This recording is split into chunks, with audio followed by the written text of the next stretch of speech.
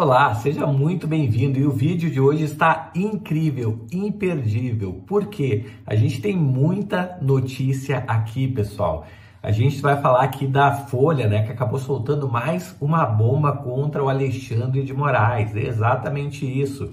E além disso, a gente vai falar sobre o ministro do Lula que foi envolvido, que se envolveu, né, numa denúncia por abuso, né? Então a gente vai falar sobre isso aqui nesse vídeo. Será que ele vai pedir para sair? Será que o Lula vai pedir para ele sair? Enfim, muitas coisas por aqui, tá? Então já vem comigo aqui. Vamos para a primeira notícia, né? Silvio Almeida teria passado a mão entre as pernas de Aniele em reunião. Olha que grave isso aqui, pessoal.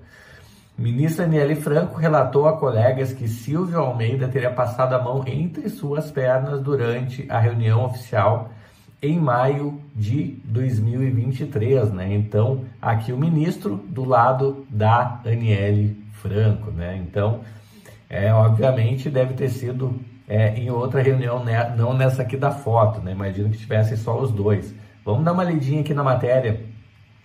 A ministra da Igualdade Racial, Aniele Franco, relatou a colegas do governo Lula que um dos episódios de assédio sexual cometidos contra ela pelo ministro dos Direitos Humanos, Silvio Almeida, teria ocorrido durante uma reunião sobre combate ao racismo lá em maio de 2023, ou seja, faz mais de um ano e acabou surgindo agora esse assunto, né? Então, veja bem. A reunião ocorreu na sede do Ministério da Igualdade Racial, em Brasília, no dia 16 de maio de 2023, e além de Aniele e Silvio Almeida participarem do encontro, o diretor-geral da Polícia Federal, Andrei Rodrigues, e o diretor-presidente substituto da ANAC, Tiago Pereira, também participaram, né? Então, é esquisito isso, né? Segundo os relatos de Aniele, a ministros, Silvio Almeida teria passado a mão entre suas pernas por debaixo da mesa enquanto a reunião acontecia. A ministra da Igualdade Racial estava sentada na cabeceira da mesa, ladeada pelo titular da Pastas de Direitos Humanos e pelo diretor da Polícia Federal. De repente ele aproveitou a situação, né? Imaginou que ela não fosse reagir, enfim. A coluna procurou pessoas que participaram da reunião. Elas disseram não terem visto o momento do suposto assédio de Silvio Almeida a Aniele. Os participantes, no entanto, relataram que a ministra terminou o encontro visivelmente incomodada. Então, já é um indício aí, né? A Polícia Federal vai investigar, então, esse assédio, né? Ela decidiu abrir um inquérito aí para apurar denúncias de assédio sexual envolvendo Silvio Almeida, né? As acusações foram reveladas pela coluna aqui do Guilherme Amado do Metrópolis. Então, olha que situação constrangedora, né? Mais uma pá de cal aí em cima do governo Lula, né? Vamos continuar aqui. Então, tendo em vista o ocorrido, né? O que o Lula está fazendo? O Lula quer que Silvio Almeida se demita de ministério, justamente para evitar toda essa situação, esse constrangimento, né, com o próprio governo. O presidente Lula quer saída de Silvio, né, alvo de denúncias de assédio sexual aí reveladas pela coluna. Então aqui a foto dos dois, aqui do Lula e do ministro, um ao lado do outro aqui. Então ele pede aí para que o ministro deixe o cargo à disposição, né? Após conversar com diversos ministros que já tinham conhecimento dos relatos de assédio sexual contra Almeida e ouvir também o detalhamento sobre os episódios que teriam acontecido com a ministra Aniele Franco, que é a irmã da falecida lá, Marielle, né, Franco, da Igualdade Racial, Lula decidiu pela saída de Silvio Almeida da pasta, mas quer deixar que o ministro peça a exoneração, claro, para não ficar chato para o Lula, né? Ele prefere toda a vida que o ministro peça para sair, né? Lula ainda vai conversar pessoalmente com a Aniele e com o Silvio Almeida. A avaliação de Lula é de que ministros, né, com quem tratou do caso, e ministros com quem ele tratou de caso, por caso, né, que a Almeida deve fazer defesa fora do cargo, ou seja, que ele vai pedir para sair ou vai ser exonerado pelo Lula, e aí ele vai fazer a sua defesa depois disso, mas não no cargo de ministro, para não comprometer a política de direitos humanos ou tornar do governo uma crise própria, né? Então, um grande problema aí, né? O Lula vai acabar pedindo aí. Lula afirmou que alguém que pratica assédio não vai ficar no governo, né? Eu só tenho que ter o bom senso, é preciso que a gente permita direito à defesa, né? A presunção da inocência e ter o direito de se defender. Vamos colocar a Polícia Federal, Ministério Público e Comissão de Ética para investigar. Bem complicado, né, pessoal, esse tipo de investigação, né? Não imagino que vá dar em grandes coisas, porque não tem nenhuma evidência mais palpável, né? Então, é meio complicado isso. Silvio Almeida reúne vídeos e mensagens e promete cair atirando. Olha só, ele se diz perseguido, né? Ele veio com essa notícia aqui, dizendo que se ele cair, ele vai levar pessoas junto com ele. Ou seja, ele deve estar sabendo de coisas não tão bonitas aí sobre o governo, né? O ministro dos Direitos Humanos, Silvio Almeida, reuniu vídeos e mensagens para tentar rebater denúncia de assédio sexual contra Aniele Franco. Aqui a foto dele, né? O ministro dos Direitos Humanos, Silvio Almeida, reuniu elementos como vídeos e mensagens para tentar rebater a acusação que teria assediado sexualmente a ministra da Igualdade Racial, Aniele Franco. O material inclui troca de mensagem entre Silvio e Aniele e um vídeo de câmeras de um restaurante no bairro Asa Norte, em Brasília, no qual os dois teriam jantado uma vez. Os elementos já foram apresentados pelo titular da pasta de Recursos Humanos, de Direitos Humanos, aos ministros da CGU e também da AGU, né, Jorge Messias. Vai saber, né, pessoal, daqui a pouco eles estavam até meio que envolvidos aí, né, é difícil saber, né, exatamente o que está acontecendo. Vamos ver os vídeos, vamos esperar ele tentar se defender para ter uma noção maior do que aconteceu. A mando de Lula, Messias e Vinícius ouviram as explicações de Silvio Almeida durante uma reunião aí na noite de quinta-feira, no dia 5 de setembro, no Palácio do Planalto, horas após Guilherme Amado noticiar as denúncias. Vamos ver então o que vai acontecer, quais serão as cenas dos próximos capítulos aí dessa novela. O fato é que ele vai fazer a defesa dele fora da pasta aí, já exonerado como ministro, né? O que a gente não sabe ainda se ele vai pedir a exoneração ou se ele vai ser exonerado pelo Lula. Bom, próxima notícia aqui: Washington Post e Economist condenam ordem de Alexandre de Moraes sobre o Twitter. Washington Post, jornal americano, e The Economist também, né, os jornais conceituados nos Estados Unidos, tá? Eles acabaram condenando a ordem aí do Alexandre de Moraes sobre bloquear o X aqui no Brasil, tá? Para os tradicionais veículos de comunicação, a medida é autoritária e afeta todos os brasileiros. A gente sabe que tem mais de 22 milhões de pessoas que utilizam a rede X aqui no Brasil. Aqui a foto do Alexandre de Moraes e aqui o que diz a matéria. O jornal norte-americano Washington Post e a revista britânica Economist criticaram a suspensão do X no Brasil. Ambos avaliaram a decisão de Alexandre de Moraes, do STF, como excessiva. Para os tradicionais veículos de comunicação, a medida afeta todos os brasileiros de maneira imprópria. Ou seja, normalmente o que se faz nesses casos é aplicar multas, algum tipo de sanção, mas o bloqueio da plataforma para um país que se diz democrático é demais, né?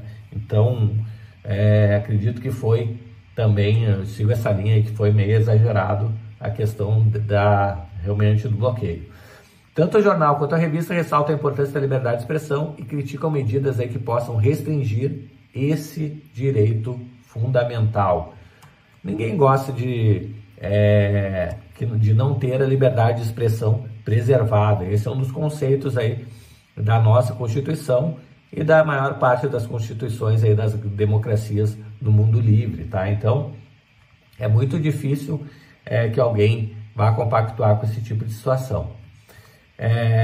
O Washington Post afirma que Elon Musk, proprietário da rede social, está conseguindo lidar com questões de liberdade de expressão, ainda que seja frequentemente polêmico em suas postagens. A gente sabe que o Musk ele tem um tom de humor, de sarcasmo aí nas postagens dele, né? E às vezes ele é direto demais, sincero demais em algumas das postagens.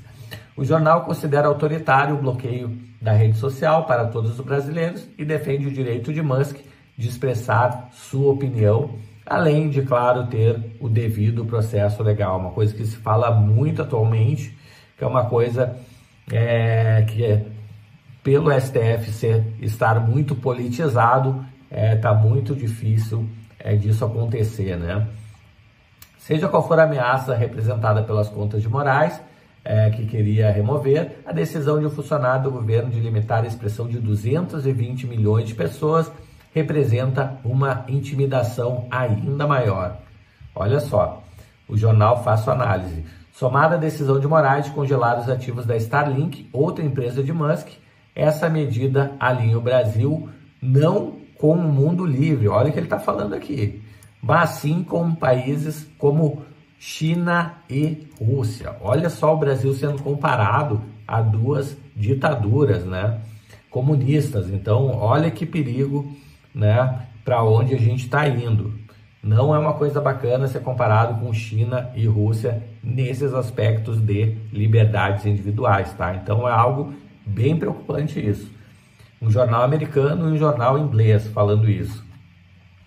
Para o veículo norte-americano, os brasileiros não deveriam ter de tolerar um governo que suprime ponto de vista político, por mais repugnante que o tribunal possa considerar que essas opiniões sejam. Ou seja, encarar tudo como discurso de ódio não é bem por aí, né? Posicionamento da The Economist, né? Que é o jornal inglês.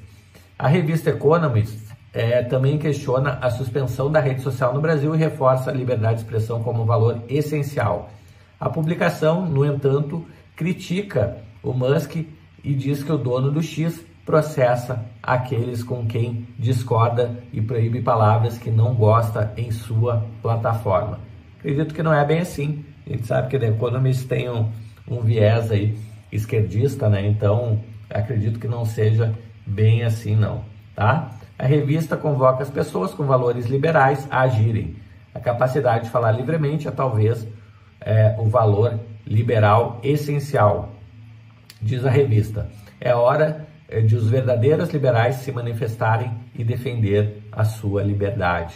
Então, é o que diz aqui a revista, tá? E muito preocupante essa questão de sermos comparados à China e à Rússia.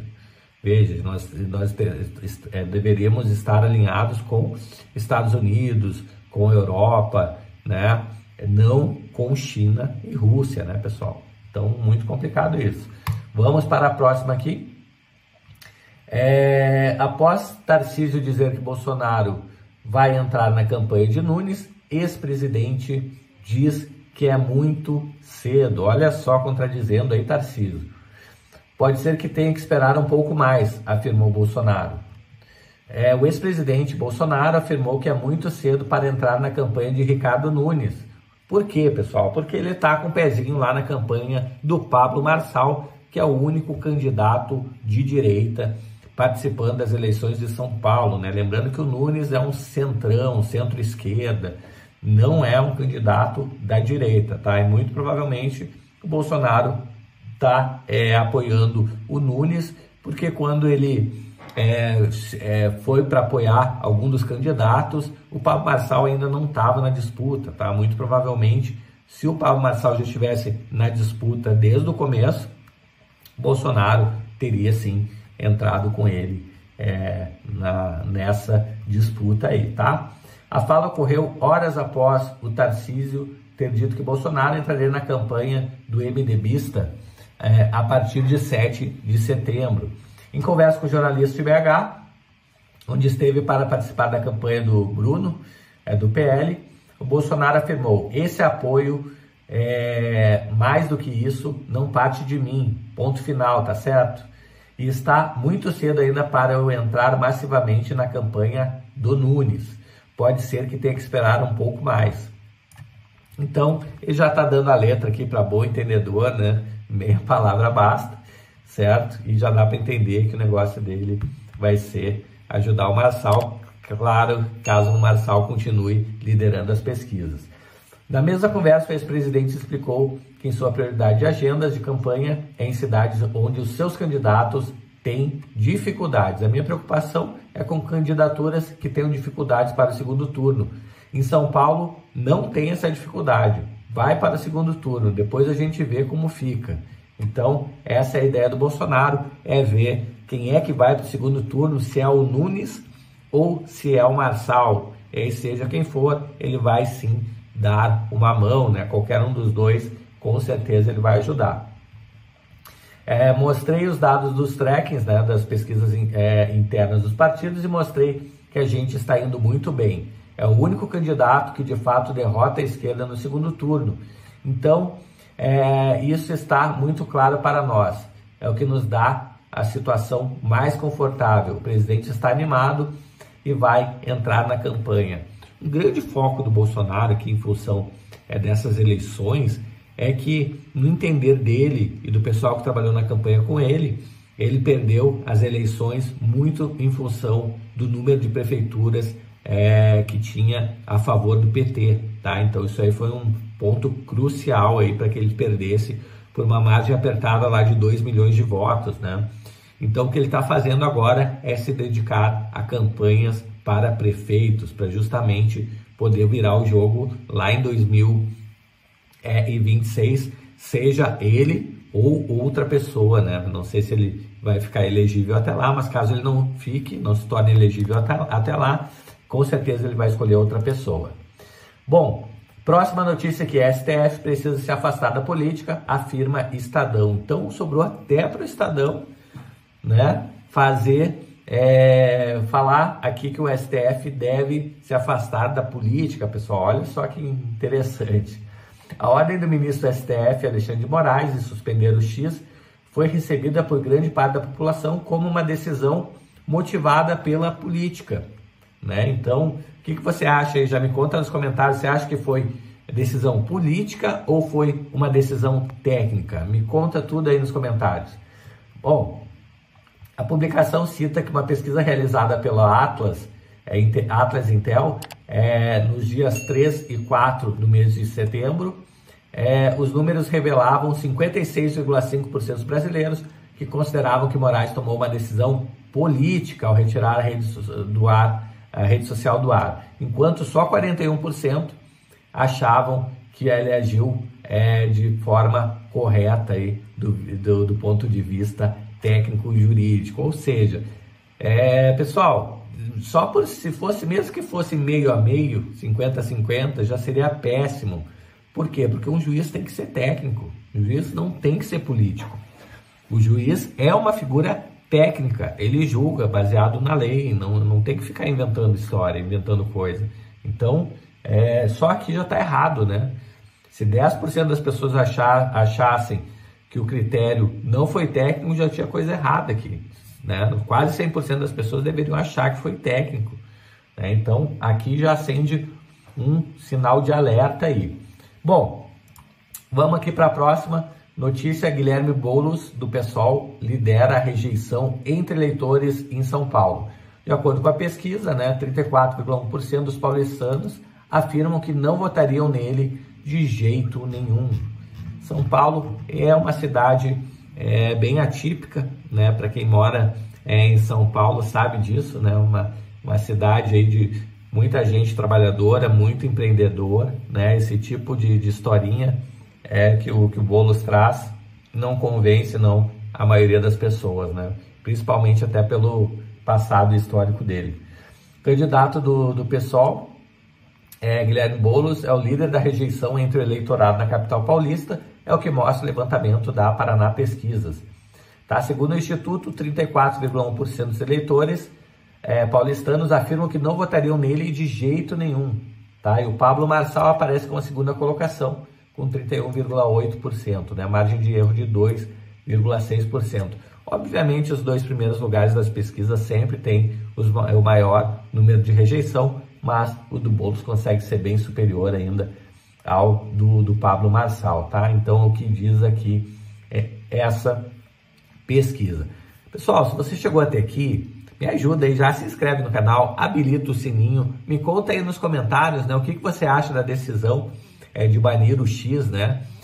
Se foi técnica ou foi política, me diz tudo aqui nos comentários que eu quero saber de você, vou responder um por um de vocês, ok? Se você quiser participar da nossa comunidade de ações, eu vou deixar o link aqui na descrição desse vídeo, tá? Para você participar, para saber tudo que eu estou comprando, tudo que eu estou vendendo de ações, saber mapa inteligente, quando comprar, quando vender, quando a ação vai pagar dividendos e muito mais, ok? E eu fico por aqui, né? E aguardo você num próximo vídeo. Um grande abraço e a gente se vê em breve. Até mais!